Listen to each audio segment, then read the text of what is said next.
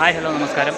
എല്ലാവർക്കും യോട്ടിയൻ travel fees എന്ന പുതിയ ചാനലിൻ്റെ ഒരു ഫസ്റ്റ് ലോങ് വീഡിയോയിലേക്ക് സ്വാഗതം. ഞാനിന്നൊരു യാത്ര പോവുകയാണ് കേട്ടോ. ഇച്ചിരി അല്പം ദൂരേക്കാണ് യാത്ര. ചെറിയൊരു യാത്രയാണ്, പക്ഷേ ഇച്ചിരി ദൂരേക്കാണ്. ഇന്ത്യയുടെ ഉത്തരഭാഗത്തുള്ള പ്രദേശമായ ഉത്തർപ്രദേശിലേക്കാണ് പോകുന്നത് കേട്ടോ. ഉത്തർപ്രദേശ് ഇപ്പോൾ ഒരു ഇവൻറ്റ് നടക്കാൻ പോകും, മഹാകുംഭമേള. അപ്പോൾ നമുക്കതൊന്ന് അറ്റൻഡ് ചെയ്യണം. അപ്പോൾ അതാണ് യാത്രയുടെ മെയിൻ ഉദ്ദേശം. പിന്നെ അത് മാത്രമല്ല, ഉത്തർപ്രദേശ് എന്ന സംസ്ഥാനം മൊത്തത്തിലെടുത്ത് എക്സ്പ്ലോർ ചെയ്യാൻ വേണ്ടിയാണ് നമ്മളീ പോകുന്നത്. അപ്പം നമ്മൾ കേരള എക്സ്പ്രസ്സിലാണ് പോകുന്നത്. നമുക്കപ്പം യാത്ര പയ്യെ തുടങ്ങാം.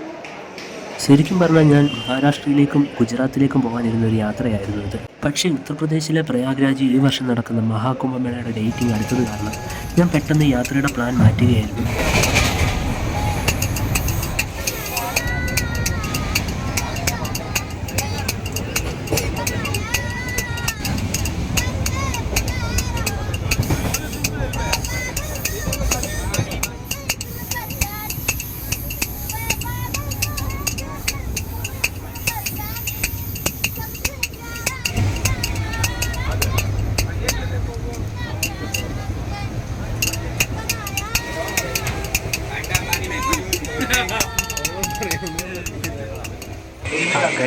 ഞാനപ്പം ജനറൽ ക്ലാസ്സിലാണ് കേട്ടോ യാത്ര ചെയ്യുന്നത്.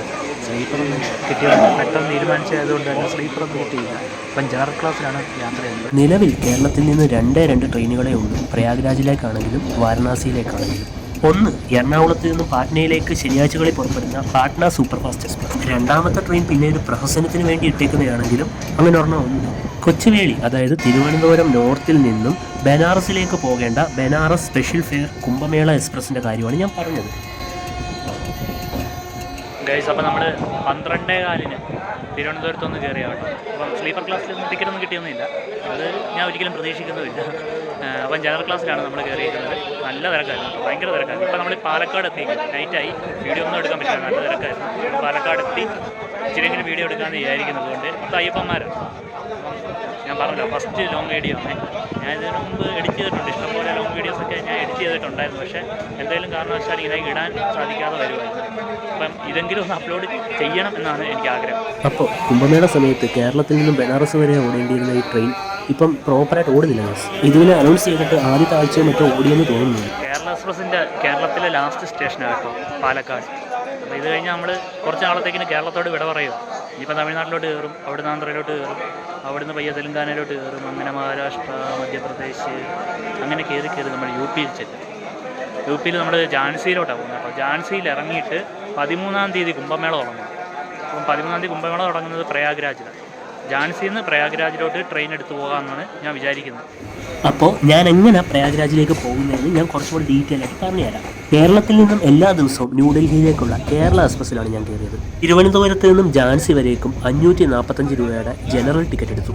ആംഗുളത്ത് നിന്നും കയറേണ്ടിയിരുന്ന ഞാൻ ശരിക്കും പറഞ്ഞാൽ തിരുവനന്തപുരത്ത് നിന്നുമാണ് കയറിയത്. വേറൊന്നുമല്ല, ട്രെയിൻ കൊണ്ടിടുമ്പോൾ തന്നെ ട്രെയിനകത്ത് കയറി പറ്റിയാൽ നല്ലൊരു ബെർത്ത് മുകളിലോ താഴെയോ നമുക്ക് ഉറപ്പിക്കാൻ പറ്റും, ലഗേജ് പ്രോപ്പറായിട്ട് വെക്കാനും പറ്റും. അത് രണ്ടും നടന്നു.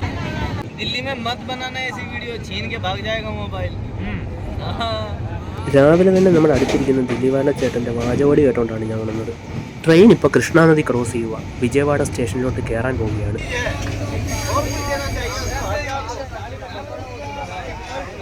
അങ്ങനെ നമ്മൾ ട്രെയിനിലെ ഒരു രാത്രി കംപ്ലീറ്റ് ചെയ്തു.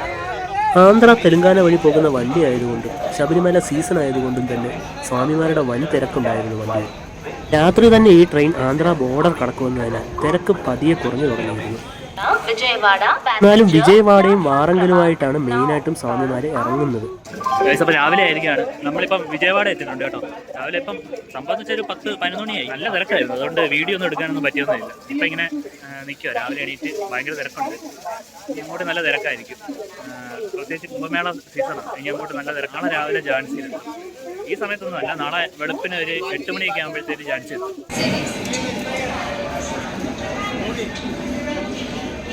സ്വാമിമാർ ഇറങ്ങിക്കഴിഞ്ഞപ്പം തന്നെ കിടക്കാൻ ഇച്ചിരി സ്ഥലം കിട്ടിയായിരുന്നു. അപ്പം ഞാൻ നേരെ കയറി കിടന്നുറങ്ങി. എണീറ്റപ്പോഴത്തേക്കിന് നേരെ വിരട്ടിയിരുന്നു.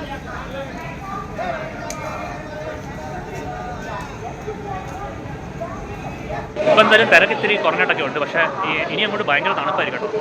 ഇഷ്ടം തണുപ്പാണ് ഇനി അങ്ങോട്ട് വരാൻ പോകുന്നത്. ഞാൻ സൗത്ത് ഒക്കെ എടുത്ത് വെച്ചിട്ടുണ്ട്, അതൊക്കെ ഇട്ടേ കിടക്കാൻ പറ്റത്തുള്ളൂ. അല്ലെങ്കിൽ ഒരു പുതപ്പിനകത്തെങ്കിലും കയറി പോകണം. പുതപ്പൊന്നും എടുത്ത് വെച്ചില്ല, സോക്സിനെ എടുത്ത് വെച്ചിട്ടുണ്ട്, പിന്നെ ഒരു മാസ്ക് എടുത്ത് വെച്ചിട്ടുണ്ട്. ഈ ചെറിയൊരു ജലദോഷമുണ്ട്. അപ്പം വലിയ പനി ആവാതിരിക്കാൻ വേണ്ടി നമുക്ക് എന്തായാലും ഒരു മാസ്ക് കരുതണമെന്ന് തോന്നി. അപ്പോൾ സമയം ആറരയായി. നമ്മളിപ്പം തെലങ്കാന കഴിഞ്ഞ് മഹാരാഷ്ട്രയിൽ കയറി കേട്ടോ. മഹാരാഷ്ട്രയിലെ ബൽഹർഷ എന്ന് പറഞ്ഞ റെയിൽവേ സ്റ്റേഷനിലാണ് നമ്മളിപ്പോൾ എത്തിയേക്കുന്നത്. ഇവിടുന്ന് നാഗ്പൂരോട്ട് ഏകദേശം ഒരു 3 മണിക്കൂറോളം ഉണ്ട്. 9 ആകുമ്പോഴേക്കണ്ട എത്തത്തുള്ളൂ കേട്ടോ നാഗ്പൂർ. അപ്പം നാഗ്പൂർ എന്നിട്ട് ഞാൻ വെളിയിറങ്ങാൻ പറ്റുമെന്ന് നോക്കണം. നാഗ്പൂർ നല്ല തിരക്കാണ്. ഇവിടെ പൊതുവെ അങ്ങനെ തിരക്കുണ്ടാവാറില്ല. ഇച്ചിരി ശാന്തമായിട്ടുള്ള സമാധാനമായിട്ടുള്ള റെയിൽവേ സ്റ്റേഷൻ കേട്ടോ. പിന്നെ ഇങ്ങനെ പണി നടന്നുകൊണ്ടിരിക്കുകയാണ് ഇവിടെ. അതിൻ്റെ ഒരു ബഹളമുണ്ട്. വെട്ടമൊക്കെ ഒന്നും ഇല്ല. ഇപ്പം ഇച്ചിരി കൂടെ വൈകിട്ടായിരുന്നു ഇച്ചിരി കൂടെ കാണാൻ ഇച്ചിരി കിടില റെയിൽവേ സ്റ്റേഷനൊക്കെ ആയിരുന്നു. ഞാൻ സ്ലീപ്പറിൽ സാധാരണ വരുമ്പോഴാണ് നിൽക്കാറുള്ളത്. ഇവിടെ ഭയങ്കര അലമ്പാണ്.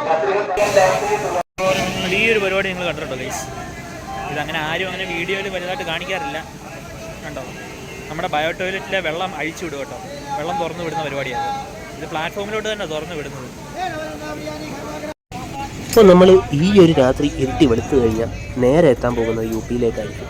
യു പിയിലെ ഝാൻസിയിലാണ് നമ്മൾ ഇറങ്ങാൻ പോകുന്നത്. അവിടെ നിന്നും നമ്മൾ നമ്മളുടെ UP സീരീസ് സ്റ്റാർട്ട് ചെയ്യുകയാണ്.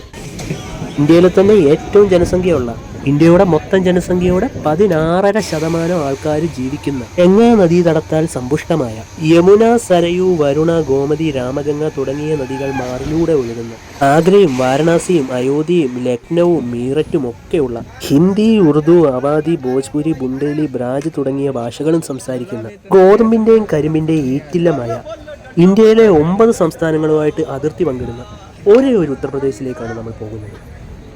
പിന്നെ നമ്മൾ ഈ കണ്ടുകൊണ്ടിരിക്കുന്ന റെയിൽവേ സ്റ്റേഷൻ സേവാഗ്രാം റെയിൽവേ സ്റ്റേഷനാണ് കേട്ടോ. ഗാന്ധിജിയുടെ സേവാഗ്രാം ആശ്രമത്തെ പറ്റിയൊക്കെ കേട്ടിട്ടില്ലേ? ആ ആശ്രമമൊക്കെ പോകുന്നതെന്ന് വെച്ചാൽ ഇവിടെ ഇറങ്ങിയിട്ടാണ്. വില്ലേജ് ഓഫ് സർവീസ്, സേവ ചെയ്യാനായിട്ടൊരു ഗ്രാമം. ആ കൺസെപ്റ്റിലാണ് ഗാന്ധിജി ഈ ഗ്രാമത്തെ മാറ്റിയെടുത്തിട്ടുള്ളത്. പിന്നെ ഇത് മഹാരാഷ്ട്രയിലാണ് കേട്ടോ. അങ്ങനെ ആ രാത്രിയും ഇരുട്ടി വെളുത്തിരിക്കുകയാണ്. നാഗ്പൂർ മുതൽ ഭോപ്പാൽ വരെ ഭയങ്കര തിരക്കായിരുന്നു കേട്ടോ. അങ്ങനെ നമ്മൾ ഝാൻസിയിലേക്ക് ഇറങ്ങാൻ പോവുകയാണ്.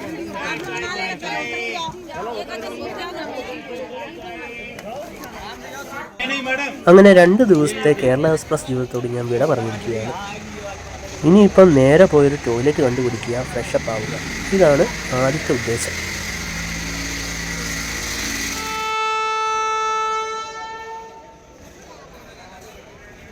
ഗൈസ്, അപ്പോൾ നമ്മൾ ഝാൻസിയിലെത്തിയിരിക്കുകയാണ് കേട്ടോ. നമ്മുടെ ലക്ഷ്മിബായി നവാൽക്കർ, അങ്ങനെ പറഞ്ഞാൽ നിങ്ങൾക്ക് മനസ്സിലാവത്തില്ല. ഝാൻസി റാണിയുടെ സ്വന്തം ഝാൻസിയിലാണ് നമ്മളിപ്പോൾ എത്തിയിരിക്കുന്നത്. ഈ ഝാൻസി റാണി ശരിക്കും ജനിച്ചത് ഇവിടെ അല്ല കേട്ടോ.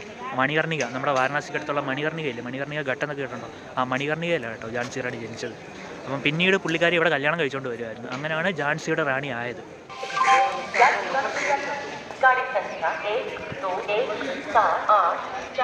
ഇവിടുന്ന് വലിയ തിരക്കൊന്നും കാണുന്നില്ല. നമ്മൾ രാവിലെ ഒരു 8:30 അടുപ്പിച്ച് ഇവിടെ എത്തിയായിരുന്നു കേട്ടോ, ഝാൻസി എത്തിയായിരുന്നു. അപ്പം ട്രെയിൻ ലേറ്റ് ആയിരുന്നു. ഞാൻ 7:40 ഒരു പ്രയാഗ്രാജ് എക്സ്പ്രസ് ഉണ്ടായിരുന്നു, അതിന് പോകാനിരുന്നതാണ്. അപ്പം ട്രെയിൻ ലേറ്റ് ആയതുകൊണ്ട് അതിന് പോകാൻ പറ്റിയില്ല. അതിനുശേഷം ഇപ്പം ചമ്പൽ എക്സ്പ്രസ് വരുന്നുണ്ട് 9:30. അപ്പോൾ അത് പ്രയാഗ്രാജിൻ്റെ വേറെ സ്റ്റേഷനായ ചിയോക്ക് എന്നാണ് തോന്നുന്നത്. ഞാൻ നോക്കിയിട്ട് പറയാം, അല്ലെങ്കിൽ ഞാൻ അടിയിൽ വല്ലതും കൊടുത്തേക്കാം. അപ്പം ചിയോക്കിലേക്കാണ് നമ്മൾ പോകുന്നത്. അപ്പോൾ എന്തായാലും നമുക്ക് ട്രെയിനകത്ത് കയറാം. ഈ ഹൗറയിൽ നിന്ന് വരുന്ന ചമ്പൽ എക്സ്പ്രസ്, അതിനകത്താണ് നമ്മൾ കയറാൻ പോകുന്നത്. പ്രയാഗ്രാജിലെ ഇപ്പം കുംഭമേള നടക്കുന്നതുകൊണ്ട് ഭയങ്കര തിരക്കാണെന്നാണ് കേട്ടത്. ഞാൻ ഇവിടുന്ന് കുറച്ച് മലയാളി കുട്ടികളെ കണ്ടായിരുന്നു. ആ കുട്ടികൾ പറഞ്ഞതെന്ന് വെച്ചാൽ അവരിൽ ഒരുത്തൻ അങ്ങോട്ട് പോയിട്ടുണ്ട്. നമ്മുടെ ട്രെയിനാണ് ഈ വരുന്നത് ഗൈസ്.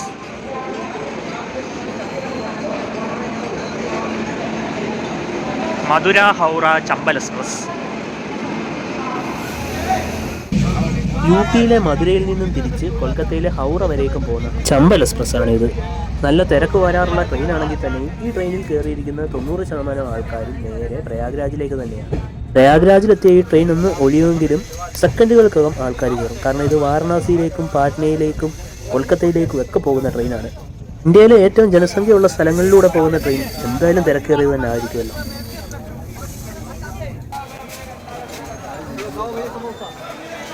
അങ്ങനെ നമ്മളൊരു 6 മണിക്കൂർ അടുപ്പിച്ച് യാത്ര ചെയ്ത് പ്രയാഗ്രാജിലെ ചിയോക്കി സ്റ്റേഷനിലെത്തിയിരിക്കുകയാണ്. അങ്ങനെ നമ്മൾ കുംഭമേള നടക്കുന്ന മഹാകുംഭമേള നടക്കുന്ന പ്രയാഗ്രാജിൽ എത്തിയിരിക്കുകയാണ്.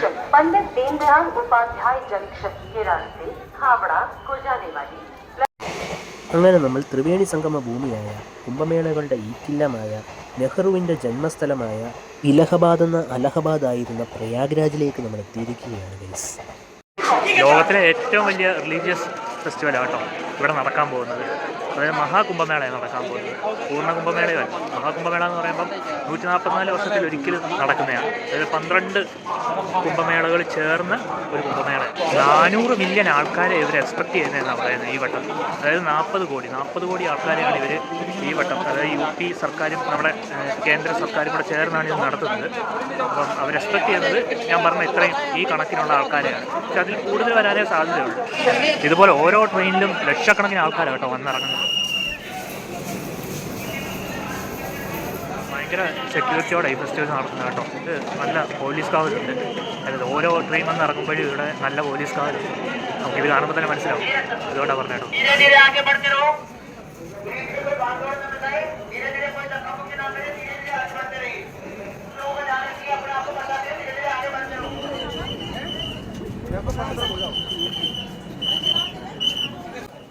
വരികളിലായിട്ട് നിന്ന് പയ്യെ പയ്യെ പോകാനാണ് പോലീസുകാർ ഇങ്ങനെ നിന്ന് പറഞ്ഞുകൊണ്ടിരിക്കുന്നത്. തിക്കിലും തിരക്കിലും പെട്ടുള്ള അപകടങ്ങൾ ഒഴിവാക്കാൻ തന്നെ ആയിരിക്കണം ഇങ്ങനെ ഒരു സെക്കൻഡ്. അപ്പോൾ ഞാൻ പറഞ്ഞില്ലേ, നമ്മൾ പ്രയാഗ്രാജിലെത്തി.